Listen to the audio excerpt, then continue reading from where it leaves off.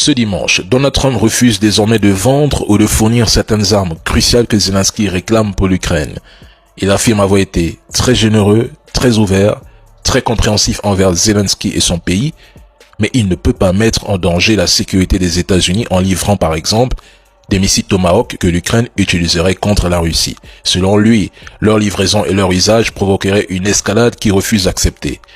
Il n'a aucune envie de voir les États-Unis et la Russie se battre pour le compte de l'Ukraine ou de l'Europe, car ce n'est pas sa guerre, mais c'est des Européens.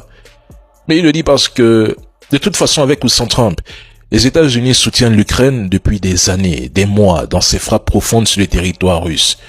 L'Ukraine, par exemple, sélectionne ses cibles, et Washington fournit ensuite les renseignements, c'est-à-dire la trajectoire des missiles, l'attitude de vol, le timing des attaques.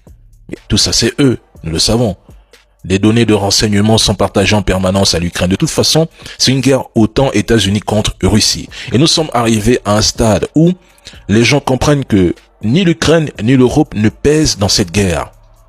Ils sont insignifiants. Et le jour où Donald Trump décidera de mettre fin à la récréation des Européens, mais la partie s'arrêtera net. C'est tout à fait logique. De toute façon, continuez d'écouter ceux qui vous racontent que Donald Trump et Poutine vont s'affronter ou que la Russie va perdre la guerre.